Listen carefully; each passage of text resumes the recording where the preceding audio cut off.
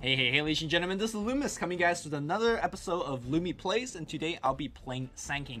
But before I talk about particular Sandking playstyle, item choices, and whatnot, this particular Lumi Plays is actually about Rat Dota. So if you guys are having trouble with Rat Dota in your own public games, this is the game to watch. How to deal with it, what to expect out of it, and how to beat it. So, first of all, for those of you guys that are not familiar, let's actually talk about what is Rat Dota. Rat Dota is a term that you hear about thrown around all the time. It's somewhat popularized by a lot of pro gamers. Basically, their ability to defend towers against a big push, and then using one or two heroes on their own team to push towers that are not defended. Heroes that are really good at doing this are heroes like Broodmother, Nature's Prophet. Broodmother, for example, very difficult to gank her. Like, she's constantly going to sit in one lane because of her webs. It's hard to gank her, and as soon as you leave that lane, she's going to push your tower with broodlings. Very annoying. Nature's Prophet, same thing. He's not going to be there, but as soon as you're away from your tower, he's going to teleport there, make a couple of treants, and push your tower. And that's essentially what Rat Dota is. They won't fight you, they'll avoid the fights, and as soon as you're not there, they'll fight your tower. So, you'll hear the term annoying being thrown out a lot, you hear the term unfair being thrown out a lot, but it's a very valid strategy. Rat Dota, if you call it, or split pusher.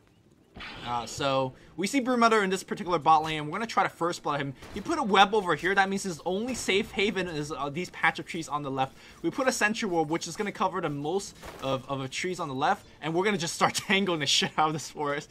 And yeah, this Broodmother is gonna be basically dead. DPM Licious finds him, gives him a little bit of hit, and yeah, there's gonna be a hex. We're gonna hit him a couple of times, Burrow Strike for the first blood KS.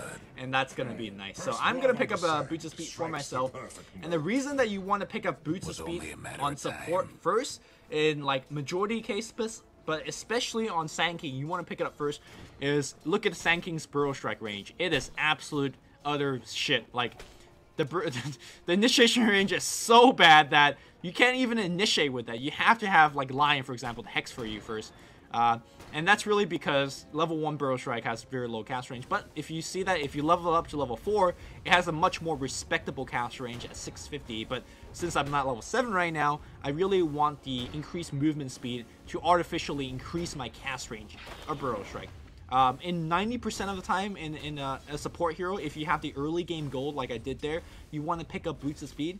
The only other big kind of divergence from that path is when you have a trialing versus trialing situation, maybe picking up a magic stick is better because spells are thrown out left and right and you want the extra survivability. But obviously that's not the case here. I am a support hero, I am playing against a solo, so I'm going to pick up the Boots of Speed. But let's take a moment to introduce our allies and our teammates here. We have Silkwood, who's playing Gyrocopter, who by the way does not take Flat Cannon up to level 4, which is a big mistake. He's taking up Rocket Barrage, which against Broodlings, not too effective. We have DPM Licious playing the Lion, got level 1 Hex, because level 1 Hex does have 2.5 duration of the disable, and then went back for the level 2 Earth Spike. Gonna go back for the level 3 Earth Spike as well. We're looking for the Broodmother. Decides to not place the last sentry here, and that's actually a good choice. If you place the first sentry to go for the first blood, that's fine. The second sentry you should reserve for de-warding purposes, or if you see the Broodmother out of position and you could go for the kill. Simply by blindly placing it over there, the Broodmother could easily, for example, put a web there, migrate over here, and then your sentry ward is actually not doing anything, as you can see her doing just that. So make sure that your sentry ward are being used properly. The first one, you can kind of just, go with it. The second one, reserve it for de-warding, ganking, etc. So our mid lane is a pup, or we're 3 stacking by the way. Silkwood, DPM Licious, and myself are stacking. TD, or Delicious, is playing Death Prophet on the mid lane, and then we have I'm the Sin playing Mirana up top. So looks like Mirana is having a little bit of trouble against the trialing. Definitely having a better time than Broodmother because didn't get first blooded just yet. And last but not least, I'm playing the Sandking. So we're gonna try to set up a smoke gank on the mid lane. One thing you notice that 3 minutes and 30 seconds in, I still have not put on my observer wards yet. I must have completely forgot that I actually had observer wards and be like, let's do your thing. That's one of the thing. I mean, I'm a support player by heart. I generally play support player a lot. But one of my big weaknesses is always buying wards and forgetting to place them. I don't know why, but that's just the thing I have. But seems like Delicious has actually did a very good job harassing the Dragon Knight back, but he's done such a good job that he's going so back. He's gonna get bottled up. The smoke runs out. DPM Licious comes out without Boots of Speed, forces the Dragon Knight back, and I'm thinking maybe I could cut him off here. And maybe we could actually set up a kill here. Oh, it's like right click him. I didn't even burrow strike. I have no idea why I didn't burrow strike. Probably a brain fart. Another reason why maybe, you know, the observable should be placed. So they do have a Prophet in jungle, going for a quick hand of Midas, very very standard build. And then they have a Ogre Magi top, they have a Sniper, safe lane, and then they have a Dragon Eye mid. So a very very pushing oriented lineup. I'm going to try a second time here. Burrow Strike's going to come through, Hex is going to be there as well. I'm tanking the tower as much as possible, the Impale's going to hit as well, but that tower is just killing me here. I see Prophet teleporting in, so I'm going to back the hell out with the salve. And that's it. So the gang not exactly doing anything there, kind of just giving sapping a little bit of Prophetess experience. We're gonna go back on the bot lane here because I just realized at this point that Silk just has level 1 flat cannon. I was like, oh, Silk's gonna be absolutely fine against the Broodmother because hey, you know, he could just flat down these spiderlings. Not the case, not the case. Also, this Broodmother is not exactly the best Broodmother player I've ever seen. What he should be doing is sending spiralings at Silk all the time. Sure, flat cannon's gonna weaken your spiralings, but until you max flat cannon and until you have a very very high amount of damage, a single barrage of flat cannon is not gonna kill all your spiralings. You want to really whittle down the person you're laning against, especially if it's a 1v1 situation. That's the only really way that you could win your lane as Broodmother. You use your spiralings and you basically trade your spiralings life for a little bit of damage. Essentially, eventually, you soul ring and spawn spider webs to actually kill them. But if you look at this Broodmother skill build, he's actually leveling up spin webs. And I think that's actually because he's so scared of us killing them. We already killed him once, I think. That's why he's leveling it up. I really disagree with this choice. I think two spin web, by the way, gives you 4 webs. The third one gives you 6. So you don't really need 6 webs that early on. You definitely want to max your nuke. For example, you could just nuke DPM Licious once right now. And then once you cool down, you chase him with spiralings and nuke her once, and you get a kill if you have level 3 spawn spiralings. But he's just sitting here. I mean, he's getting experience, but this is not the way that you should be playing Broodmother. I'm going to be getting Arcane Boots very, very quickly. Ooh, Dragon Knight's going to be coming in. He does have Dragon Form, and he's going to be going for a kill.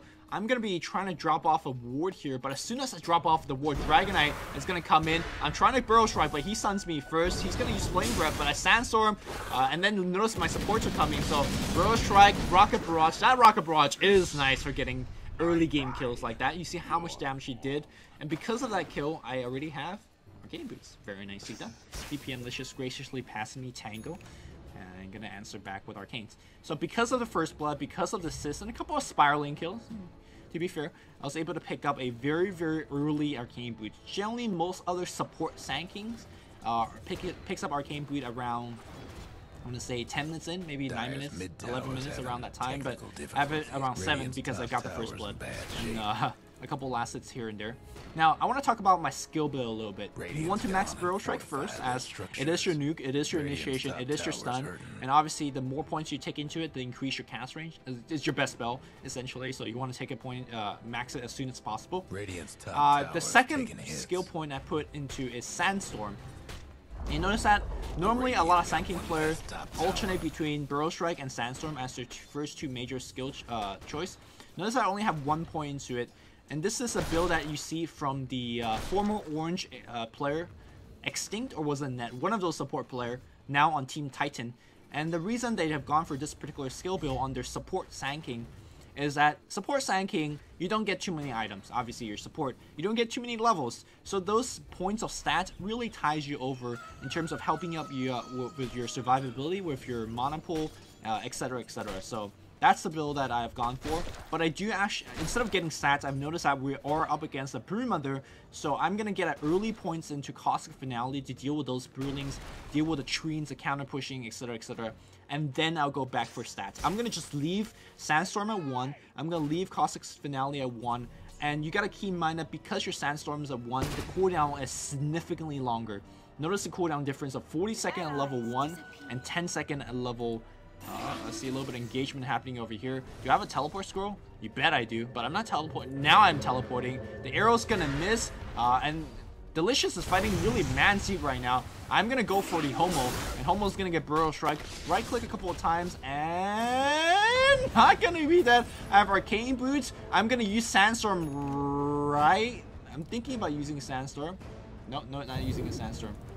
Okay, I'll talk about why I use Sandstorm there. I use Sandstorm for just a split second, just in case if Dragon Knight wants to turn around and stun me. Because I go into invisibility, he won't be able to stun me. What I actually should have done here when the sniper was chasing me up the hill, I should have waited here and channeled my epicenter and then gone for the kill. But actually, that's what I thought at the moment. It's like, damn, I missed the kill. But now looking at my mana, I probably wouldn't have able to gotten a kill because I won't have enough mana to do a epicenter and Burrow Strike combo. But I think actually if I just channel my epicenter up here, just right click them a couple times, would have been able to get the kill there. But I'm doing quite well. I have 2 kills, 1 assist, not much last hits, being able to teleport to help fights and whatnot. What you really want to do is pick up a magic wand really early on, but I'm not really sure whether I even pick up a magic stick in this entire game. I think no, I do pick up a magic stick and a dust, considering that we're ganking Broodmothers. Also, I've noticed that as a DPM Malicious gets sniped, that sniper has a shadow amulet, so I'm gonna be going for a little bit of gank. So I teleport to the bot lane and I say, Silk, do you have cooldown? He says, yes. Alright, let's go for a kill. Burrow Strike on 2 epicenter. It's going to go right down with the cooldown available. I popped the dust. That's probably the wrong dust, because we both agreed that we're probably not going to be able to kill the Broodmother. We're mostly going for the Ogre Magi. So the dust was a little bit kind of overzealous in terms of getting the kill, but that's yet another kill that I've got. Also, like a ton of farm in that. I think I had like 6 CS. I just popped like a couple of spiralings and I popped a couple of creeps because of my epicenter. So epicenter Burrow Strike is a very, very easy combo. You Burrow Strike in and you mash your R or C or whatever your hotkey is for the epicenter combo. And unless they have a very instantaneous stun, like Dragon Tail for example, you will be able to get off your epicenter combo. For example, Ogre Magi, the person that we initiate against, his wind-up time or his cast animation for his Fire Blast is very, very slow. So I was able to safely just Burrow Strike in, epicenter, and go for the kill. But if I do that against somebody like Dragon Knight, I definitely would not be able to do it. I think I've tried that one time this game, so you guys will be able to see it. Generally, you will not be able to do that unless you have backup. Looks like Dragon Knight's going to come in and try to get a kill on me. Oh, there's going to be it. He reacted way quicker than I am. Burrow Strike as well as Dragon Tail are both very much so instantaneous stuns. So whoever reacts quicker is going to win that duel, essentially. So he reacted quicker, he stunned me first, attacked me a couple of times, and then brief fire, got the kill. Top tower, you know the drill. So it looks like they have a little bit of rotation up top. A snipe's going to go on Silk. Dropping low, they're not going to chase him down. And that's the big difference of a Broodmother that's been constantly harassing Silk versus a Broodmother that's been sitting in lane and doing nothing. If he was, let's say if Silk was missing 200 points of HP, come in, assassinate, spawn spiraling, dead. But this Broodmother really has been so afraid and needlessly afraid because she's Broodmother. You really be needing to do more. You need to be basically having spiderlings, farming the jungle with the spiderlings, using spawn spiraling at heroes, and then go for the kill. But he hasn't been doing any of that, so not exactly the best Broodmother play. I'm going to be noticing that big push is coming on the bot, and I'm going to be helping things out. Meanwhile, it looks like Mirana is having an issue overall on the top lane, but never mind about the Mirana for now. Looks like we're going to be trying to defend this tower. Very healthy in terms of HP. The flat cannon is going to be working things down quite easily. Your flat cannon just mowing down spiralings. Easy peasy. Mow down these Dragon Knight as well. We do have a smoke in the scene. I was thinking maybe we could use a smoke to go around. We do notice that spider or a sniper is around, so we're gonna go in. I'm not sure exactly why he's in that position, but he essentially just gave us a free kill. Maybe he was thinking Shadow Blade will save him, but I have dust available, so Shadow Blade, I cannot emphasize how much I hate pubs getting that item, because they always really do not understand the reason for getting that item. Essentially, most pub players get Shadow Blade to use as an escape mechanism. Essentially, using 3,000 to 4,000 gold to escape. Like, for example, well, I'll talk about that later as we see the engagement at top. No, just teleporting in. Arrow's gonna. Burrow Strike's gonna miss as well. Yeah, essentially, you're using 3,000 to 4,000, actually 3,000 flat item to escape, which is fine. Help you survive, you know, that's nice. But that 3,000 gold could be a Yasha plus well on your way to Mantis style. For example, which is a very, very good sniper item. You really want to be, as a sniper for example, you really want to be relying on your hero positioning and not an item like Shadowblade, because against better players, they will be prepared with dust. Essentially throughout this entire game, you'll see me, whenever we're ganking a sniper, we'll have dust available to get kills on him. But yeah. So I personally really dislike the item. I mean, there are heroes that are really, really good with Shadowblade. For example, Shadow Fiend, you know, utilize Shadowblade quite well, because not only is it an escape item for him, it's also an initiation item. I think Shadowblade is a great initiation item because it gives you the damage backstab, it gives you a whole bunch of initiation ability, essentially things like that. But as a pure escape mechanism, not too good. So I tell my Mirana, let's smoke gank up top. I see sniper available over there. I have the dust available. Let's go for the kill. And he's constantly fogged right now, so that we don't really see him. I'm gonna go in and burrow. So I'm communicating to Mirana. All right, he's got this. He's got the Lothar's Edge. He's got the Shadow Blade. So I'm gonna have the burrow strike in. You have to arrow right after. I missed my burrow strike, so that's it. So what I should have done there is dust and then burrow strike instead of the other way around. But I missed it, and that's gonna be it. So a pretty poor gank on my part. Meanwhile, our teammates having a ton of trouble on the bot lane. T Delicious is trying to manify over there. He gets to a 1 kill, but I'm gonna burrow strike. The max burrow strike range gets the 1 kill, and I'm gonna back off. So notice that there is the cast range of burrow strike is 650, but burrow strike is an AOE spell. So essentially, the cast range is like closer to 700. So what I mean by that is, obviously, you could cast Burrow Strike on the edge of your circle over here, but Burrow Strike, since it's an AoE spell, it extends a little bit further from the edge of your circle. So let me pause the replay and talk about that, because that's actually a very, very important point of, oh man, I can't see the circle when the game is paused. Guess what's happening to Dyer's tower? So, well, I need to have my hero to stand still so I kind of draw circles around. But best do something about am I ever gonna stand around? Probably not. Okay, I'm standing around right now. You see, it reaches like up the ramp over here, right? But if you ground target it instead of clicking on the enemy hero, it probably like reach a little bit further over here.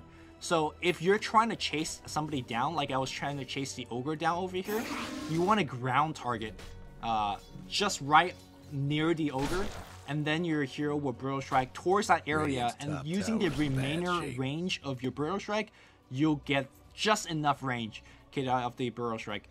If you do it incorrectly, what happens is up top where I miss the burrow strike and miss the kill. So it's kind of like a high risk, low reward kind of situation, but in certain situation like over here, the only way I was going to get the kill is ground target burrow strike, and I did it correctly there. So not many Sandking players know this, but it's very, very important that you actually be able to do this if you're playing a very proficient Sandking. I can't do it all the time. Obviously, I just missed one up top. Also, one thing that Mania talked about, Mania, by the way, if you guys never watched Pro Dota back in the Dota 1 days, one of the kind of arguably the best Sandking of all time. Maybe his skill has not been matched up to the Sandking player of today's, but definitely the best Sandking of the past. And one thing that he mentioned is that when you're chasing heroes, when you're burrow striking, try to burrow strike behind the enemy hero. A lot of players, like let's say I'm ganking the bottom, I will press burrow strike and press on her. That's not a good way to do it. You want to burrow strike behind her. And the reason being, so if you're chasing her and you burrow strike behind her, she has to turn around and keep on running. But since you're behind her, you get off 1 or 2 more physical attacks. And generally that is the difference between getting a kill or not. Also, remember what I talked about the cast animation of heroes earlier? Like, you know, Dragon Eye, Ogre Magi earlier. If you burrow strike behind her, not only does the hero have to use their cast or use their stun, they also have to turn around. That split second of turning around might make the difference between you getting your epicenter off or not. So in certain situations where it's very close in terms of getting your burrow strike epicenter combo off, you want to burrow strike behind the hero instead of clicking on top of the hero. Now obviously that depends on whether you're in range at all, so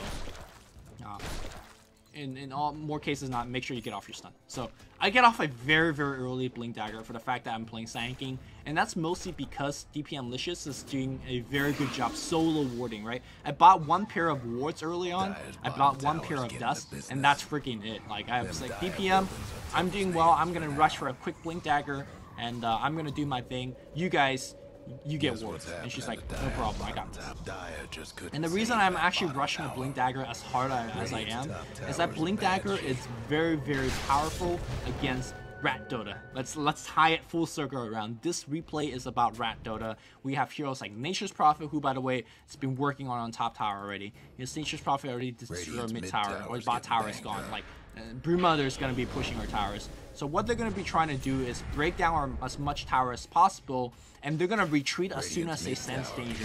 But it's very, very difficult to retreat against a hero like a Sandking with the Blink Dagger, because I can move so very fast between Burrow Strike, Force Staff, as well as the Blink Dagger. I will be getting a Force Staff a little bit later on. So Blink Dagger, you know, it's a very, very standard Sandking item, but it's one of the best item against Rat Dota. That's why Stormstrid, Clockwork, these are heroes that you want to pick when you notice enemy team has picked up things like Blink Burrow Strike.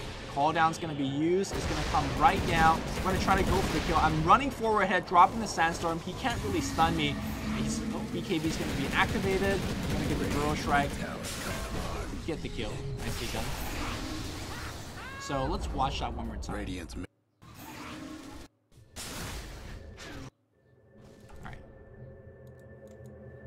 Notice what I'm doing. So normally a lot of Sandking will Boar Strike and right click, but I'm right clicking a Dragon Eye. I'm gonna do like 20 damage. I blink and right click on top of him instead of behind him, so that's a slight mistake. But I just want to make sure I get him off the stun off. Also notice that I'm just using Sandstorm, making sure that I don't get stunned, because if I don't get stunned, I know that I'm gonna have another Blink Burrow Strike combo, so there's no way the Sandking is able to run. If I get stunned and the Sandking somehow, for example, Shadow Play out of there, then that's going to be it. So meanwhile, as we're getting a Sandking or a Dragon Knight kill, Nature's Prophet has gotten a tier 2 tower mid, and now they're working on a tier 2 tower top. So the Rat Dota is fully engaged, and we're going to be constantly on the back foot, kind of going from top to bottom, mid to bot.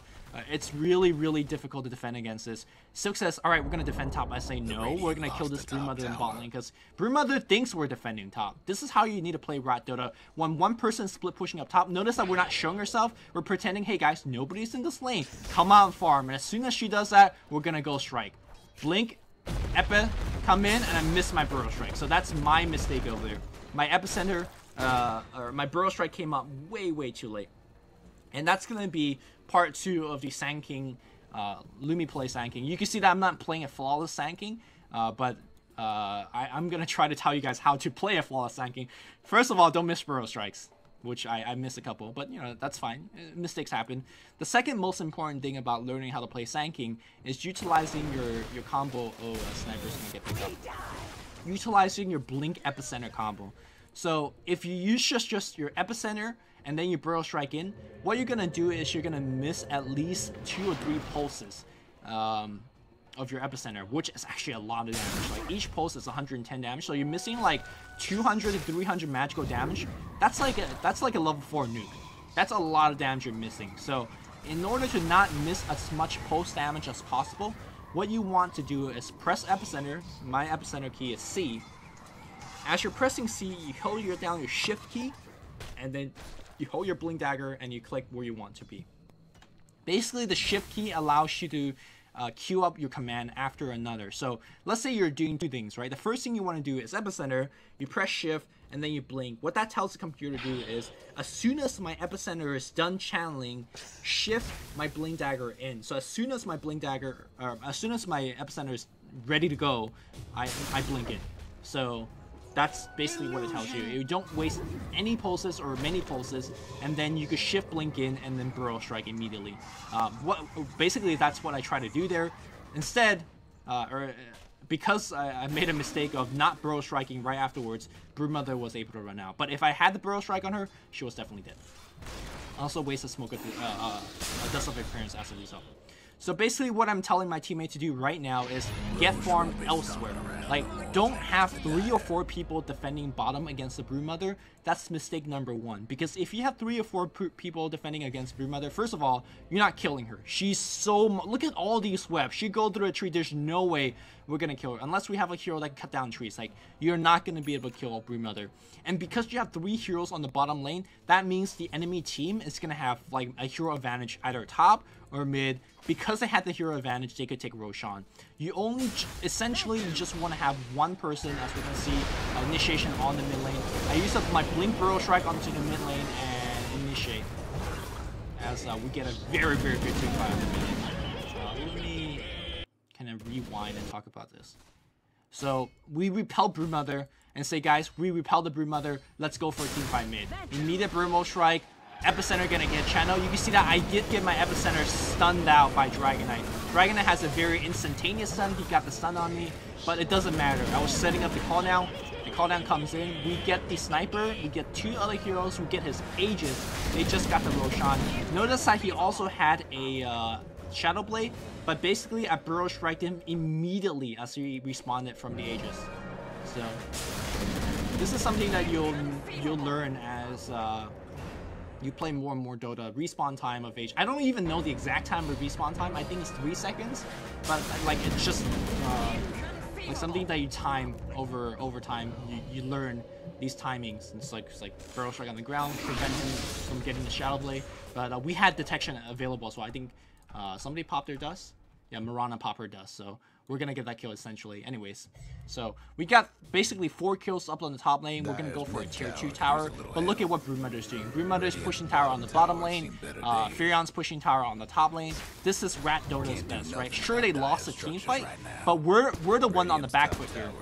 We're the one that's taking tower damage, even though we just killed 3 to 4 heroes. So that's why Rat Dota is such a good strategy in professional gaming, because even though you're weak, you're strong.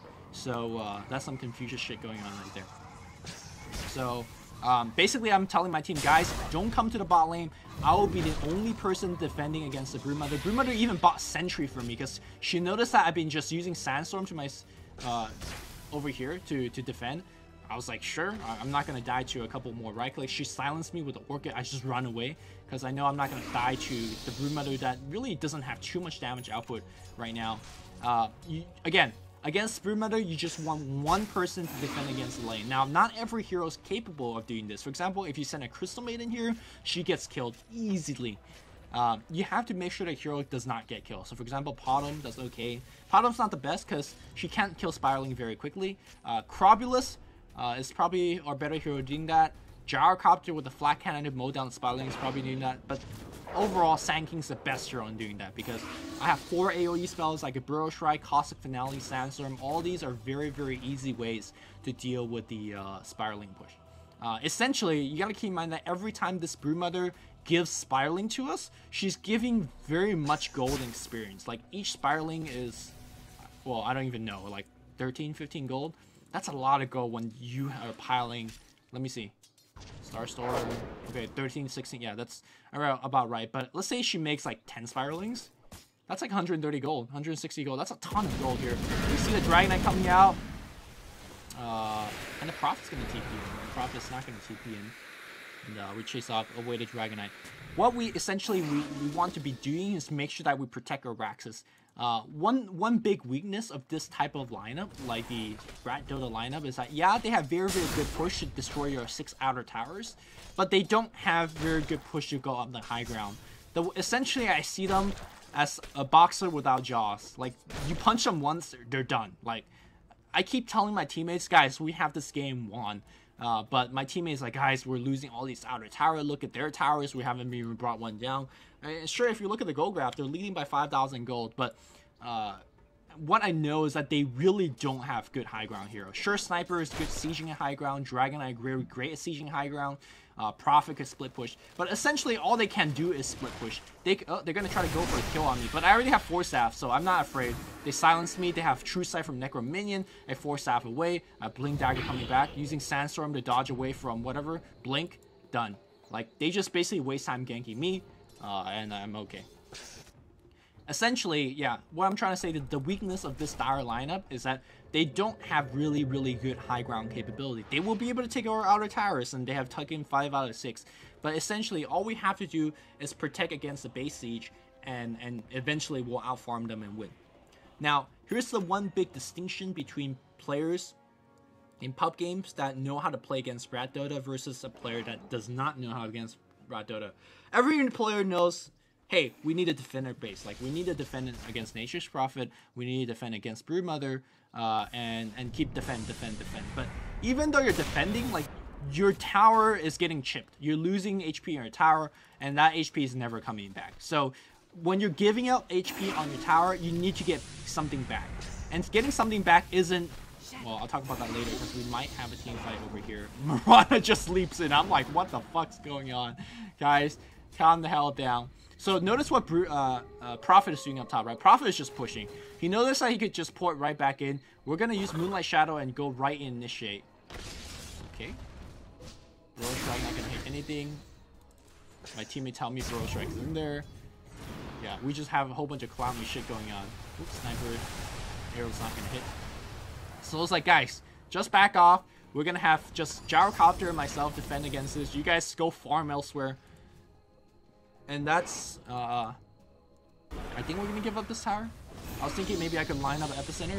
But their spread is actually very good. They're making sure that epicenter does not hit more than 2 heroes and Burrow Strike does not hit more than 1 hero. So if you position well enough against a Sandking like that, I could never initiate. And that's essentially, it had a very, very good positioning, so we're backing out from that. So, meanwhile, we lose a lot of HP on their tower up top, and that's not a good thing because we spent so much time defending against this. And we're now suddenly losing a lot of HP on the bot tower. Radiant's top tower's been dissolved. This is actually a very, very bad, tense situation here for our team. I really need to initiate, really need to kill basically Sniper or Dragonite to stop this push. Dragonite, by the way, has a heart, which normally is a very, very good DK item, but I think in this case is a very, very bad DK item. You want BKB. Now, the argument against BKB is that Radiant team does have 2 instant form of initiation. We have a Blink, Burrow Strike, which is basically instant. We have Hex, which is sort of instant if Lion could ever get in range. And if you never activate your BKB, then it's just a glorified Ogre Club in that sense. So, and this Broodmother is doing some like 6 shenanigans, like dropping wards in her base, but like she's not accomplishing anything.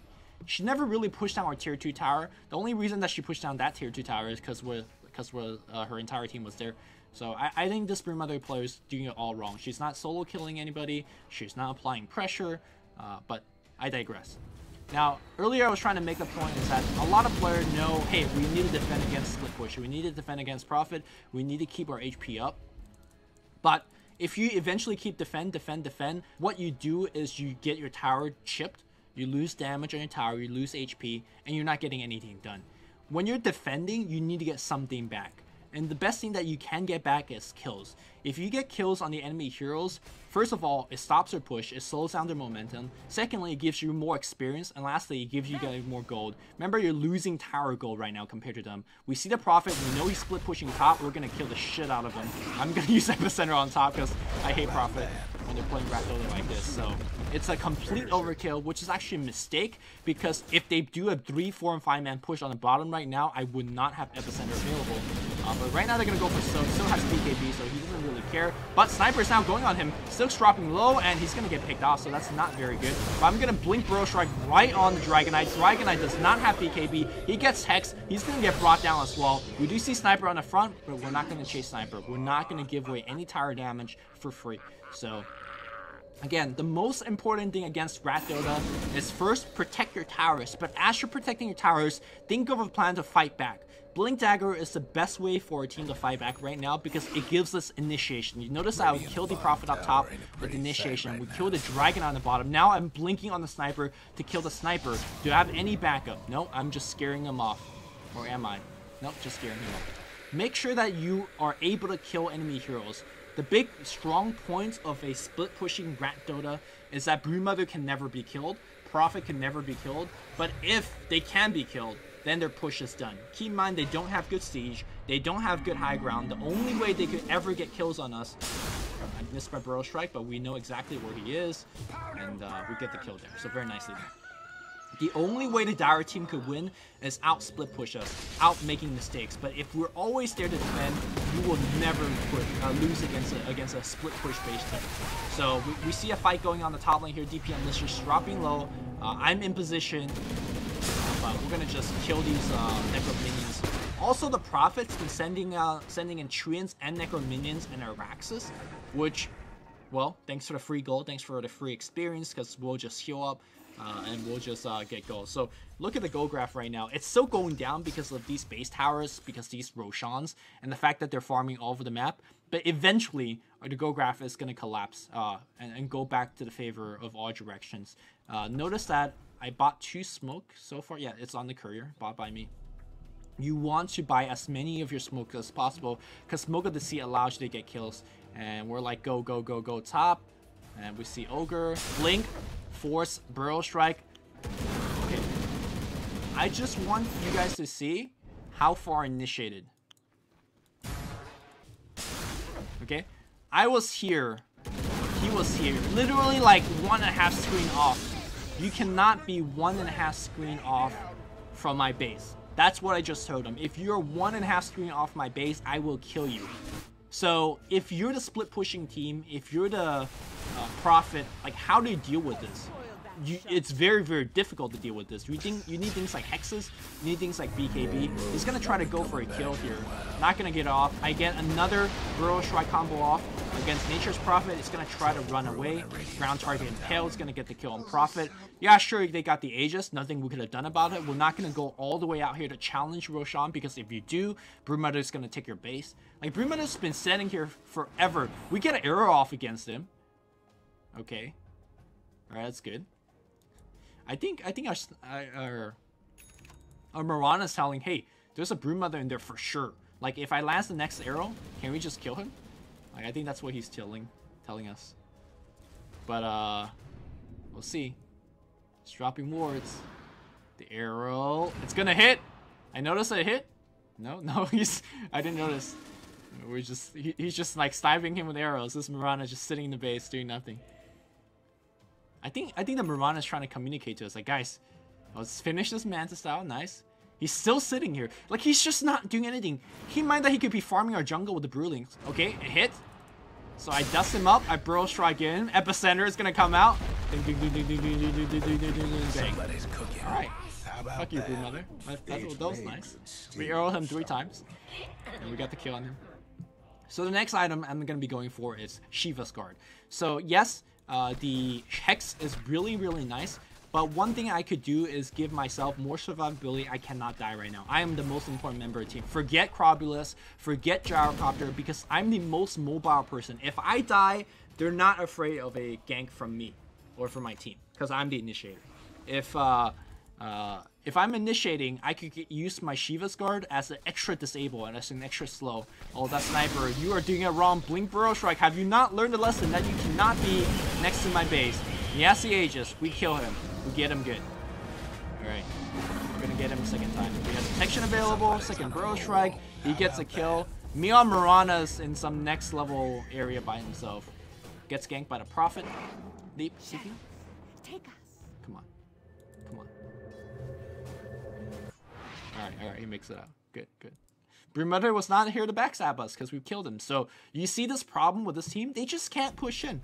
A lot of player mistakenly say, hey guys, they push down 6 of our towers. We can't defend against the 6 of our towers. By default, they could just high ground us, right? No. Pushing down towers, outer towers, is a very different beast comparing to pushing high ground. Pushing high ground, you have the fog advantage. They can't see you. You have the miss advantage. They are clumped up because of the nature of ramps. You are very, very far apart in your base. They don't know where you are. You know exactly where they are. That's the big difference between defending and pushing. I'm the Sin gets back to that gang. And this is what you need to be doing if you're rat doting. Get a Hex on Prophet and get kills. Because essentially every time you get kills, it increases your pushing power by quite a bit. If they're defending 4v5, like we are panicking right now. We're like, oh shit, it's 4v5. They're pushing us. And Silk's going to stay on the front line. He's got... Bob's the BKB. He's going to go right on the Dragon Eye. But, oh, here comes the Epicenter. Broodmother dropping low. Barely is going to be alive. We killed the DK. And that's going to be it. Yep, that's going to be it. Also, I think we dewarded his Observer Ward and he dewarded our Sentry. Whatever. So, we defended against up top, and these guys are saying, hey man, let's get a couple more pushing going on. We're going around top. They're gonna go try to kill me, but I'm so tanky right now. 1400 HP. We're gonna hex him up by line. Notice that this bot split push is not happening because we have one person defending. Make sure that when you're chasing for kills, you always have one or two person defending. They're gonna try to suicide everything on their melee Raxes. Notice that melee Rax does regenerate health. Range Rax does not. So if you're making a split push, target the range Rax. Like if it's a long split push like this over the span of 10 minutes and you have not got a tower, target the range Rax. Because range Rax does not regenerate HP over time. Alright, I'm the Sin is going for a Maelstrom. I would personally gone for a finish your Manta Style first, because Manta Style allows you to debuff the silence, allows you to get off a hex. Ooh. Also, if you're playing Prophet and you have vision all over the place like this, kill Courier. If not, especially if you notice that there's a Mystic Staff on it. But I'm gonna be finishing my my Shiva's Guard, and we're gonna be essentially keep setting up smoke ganks until they give up. Essentially, this is what we're gonna do. We're gonna keep sitting our base. Anytime they come close to our base, we're gonna kill them, and we're gonna keep defending. Like, we are the team that has a better late game. We have a Corobulus, we have a Gyrocopter, we have a Mirana. We push over here, and then I say, guys, stay here. We're gonna smoke and go top, because guess what? Once the creep gets here, they're gonna say, hey guys, we're gonna defend our tier 1 tower, and that's when we're gonna get a kill on them. So we're just waiting. Blink, Burrow Strike. Cooldown's gonna be right there. X. So the one important thing about Rat Dota is think of what Rat Dota wants to do to you. As we're perhaps getting a little bit triple. Rat Dota says, hey guys, if you're doing this, if you're fighting up top, we want to avoid the fight, and we want to push you. Use that knowledge to exploit against them. You know what they want to do. Using that knowledge of knowing what they want to do what you need to do against them. So we know that they're going to defend up top, so kill them up top. So they're trying to use the pushing power to destroy this Rax. We use our Glyph, which Glyph is your best weapon. Meanwhile, Brood is pushing a bot. Like, notice how they're actually splitting us apart right now. We're killing all these Broodling, which made like, I don't know, 500 gold. We repelled against them, but we lost our tier 3 tower here. Raxes are now starting to be in danger. But make sure that you try to predict the enemy movement, right? We push the creep wave up top. We could keep pushing with the creep wave, but that means that they will know us, so they'll see us coming. But we push the creep wave, we stood here, we smoked, and then we follow creep wave up top. We know where they're going to be defending. We blink Burrow Strike, get a kill on Sniper, and then we go back to defender. Get kills. Make sure that these chip damage is not for naught. Broodmother is trying to do some gauge stuff. I'm sorry, I take that back. That was uncalled for. Broodmother is doing some. Try not. It's a habit. My mistake. I'll try not to use derogatory terms. Broodmother is doing bad things, and these guys are doing bad things too. But they're basically suiciding Treants and Necro minions against our melee Raxes. But whatever, our melee Rax is slowly regenerating HP. It's been regenerating HP over time. They also need to be taking advantage of a Glyph fortification timer. They have not been doing that. Generally, when Glyph is down, and the fact that you notice Glyph is down, that's when you're like, alright guys, all in. We're gonna get 2 Raxes. They have not done that. They're giving us a plenty amount of time. He's been warding. He's been buying wards. He's just being useless. He's like, essentially he's useless. I'm just telling you, this Broodmother is nothing but annoyance. He's not contributing to his team. Meanwhile, we're split pushing. Excuse me, I have a cough going. Sniper's trying to kill me. That's not gonna happen. Even if they silence me at 4 staff, so. Yeah. So, one thing that also the Rat Dota team can be doing right now, which I'm not sure how well they've been doing for the past 10 minutes, is that they could out-farm us. Like, if you farm every part of the map, I think we're trying to get a gank on him. Yeah, you could be farming every part of the map. Farm or jungle. Farm your ancients. Farm 3 lanes. If you keep doing that, you will always out-farm the team that's stuck in their base. That's why teams that are stuck on the high ground that could never come out, eventually will always just lose. Because the enemy team will have more farm. But first of all, this team is not doing that. They're not farming. Ooh, nice zero, it hit him. First of all, they're not farming every inch of the jungle. They're getting ganked non-stop. We force a BKB. From the Dragonite, he TPs, that's fine. First of all, they're not farming the jungle. Like, Broodmother's not sending spiralings in. Prophet is just pushing lane. Second of all, they're giving us so much gold. Every time they come in, they just give us Necro Minion goals. They give us Tringo. Look at those Tringos. They're like insane. They're giving us Broodmother farm.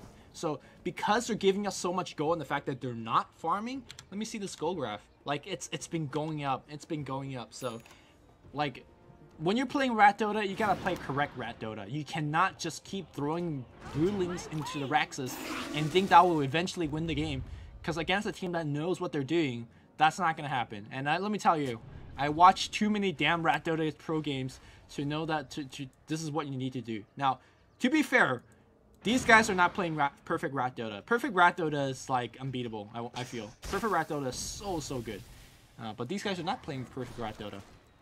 And the non-perfect Rat Dota is one that is fully exposed to B ganks. So we're gonna work. The Wrath of Nature just gave sight, but this ward's about to run out, so even if we deward it, it doesn't matter.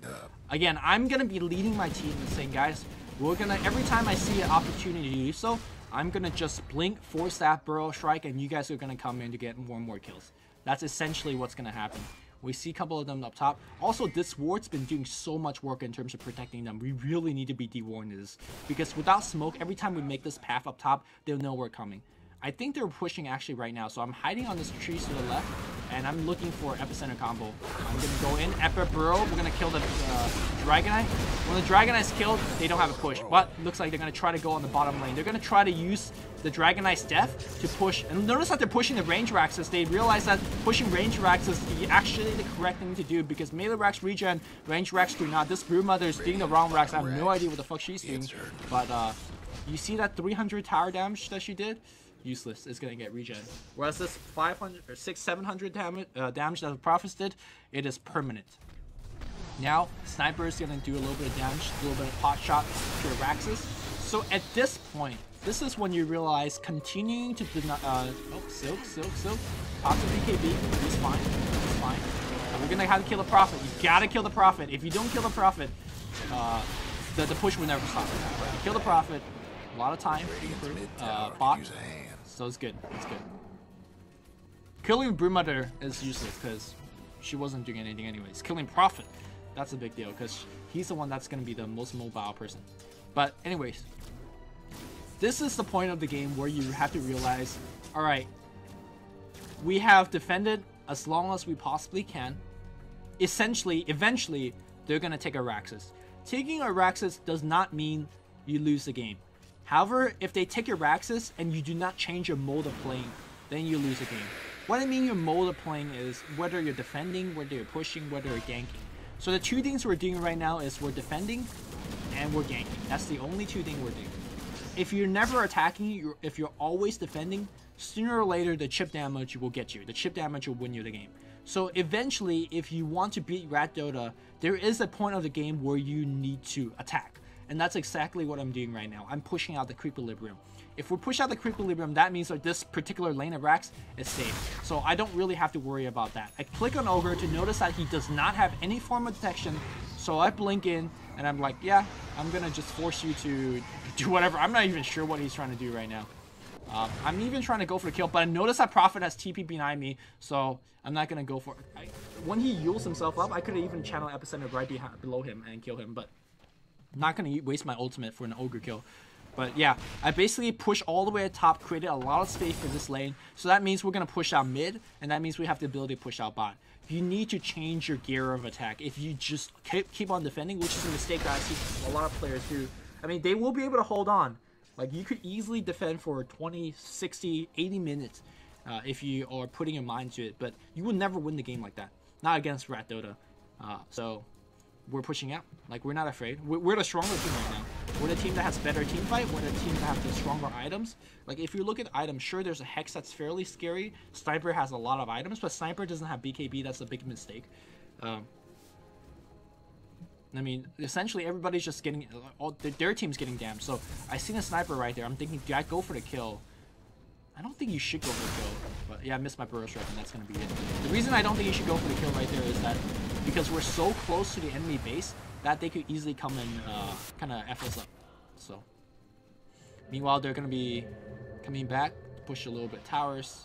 Not afraid. Not afraid. Oh, the siege unit is hitting our range racks. Guys, where's the team? Where's the team? I popped my Shivas for no reason. Range racks is taking some necessary amount of damage. Alright, that's good, that's good. A little bit of slow reaction there could have cost us. Also, critically, a Death Prophet has a Hex now, so we're matching the enemy team in terms of Hex count. We have AC, which is a great late game item in terms of adding armor, and it helps us to push. Also, the minus armor is really helpful to Broodmother's ultimate, which does physical damage, so it's a nice item on Broodmother.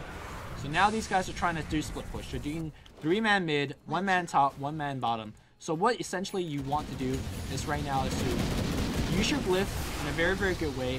Kill the 3 in the mid lane. They're trying to go on Silk. That's not going to work. No glyph being used right now. We had glyph. Call down's going to miss.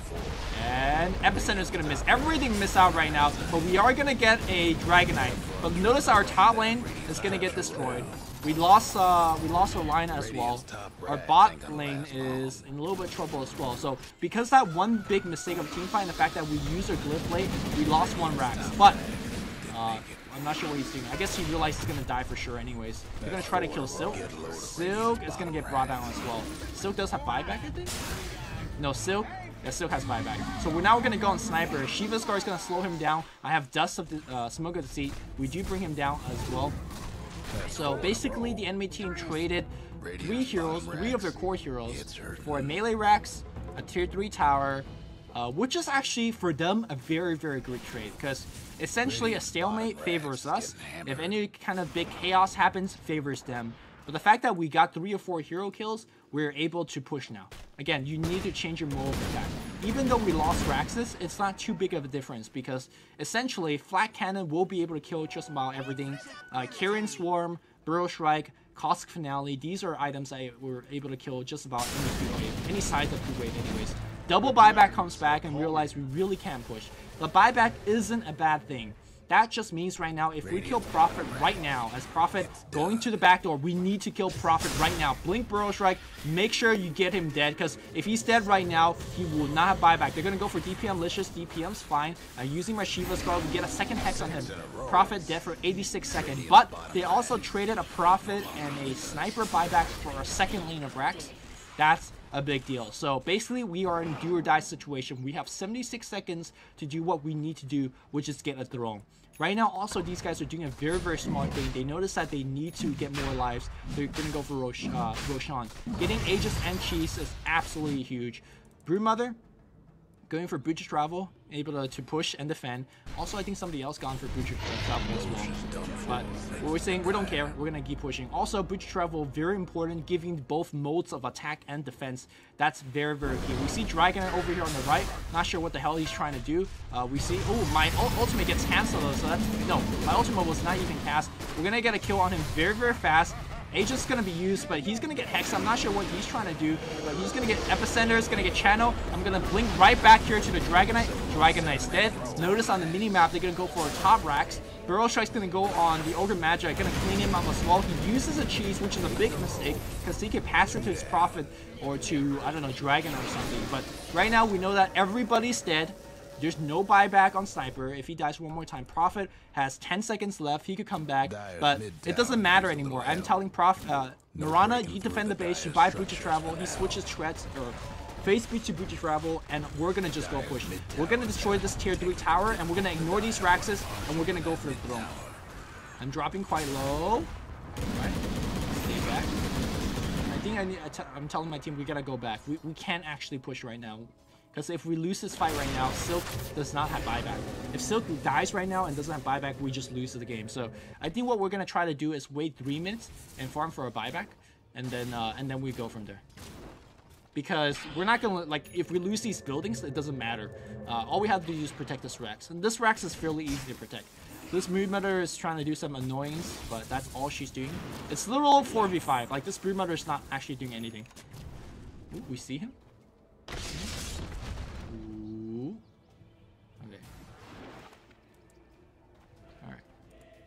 Yeah, so basically we're essentially just waiting for buyback and an opportunity to pick off Prophet. Prophet buyback, that's 3 minutes left as well. So if we could pick off Prophet, we go. If not, then we have to wait for a gyro buyback. But if Gyro has buyback, then Prophet has buyback as well. So that's the kind of the annoyance that we have to deal with. But are we smoke? Yes, we are.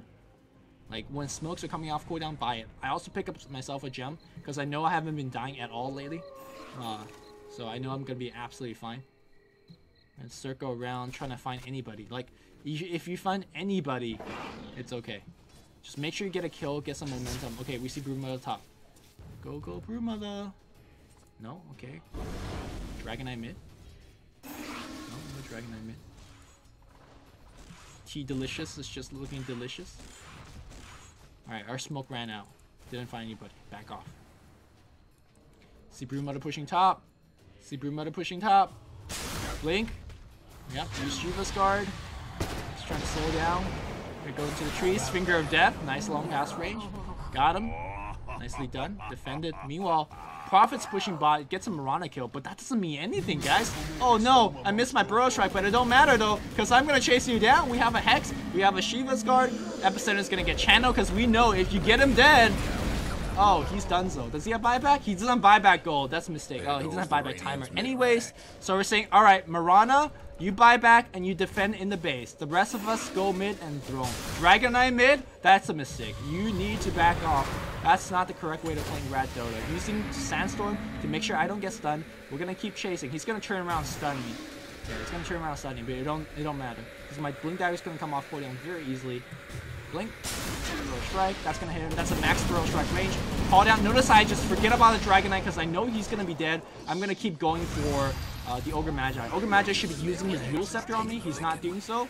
And Blink, Burrow. I'm not sure why he's not using the Yule Scepter on me. He's using his Yule Scepter for himself. He's gonna get stunned. Impaled. Impale also grabbed this guy, so he's gonna be dead as well. I'm running out of mana. So it's like, guys, ignore the Broodmother. No, kill the Broodmother. We just killed 4 heroes. I'm not sure how the sniper died. Sniper died on the back. That's 5 hero dead. No people buy back. This is how you beat Rat Dota. Now, critically, the enemy team made a lot of mistakes, but it's a pub game. So the enemies in your pub game, they will make the exact same mistake.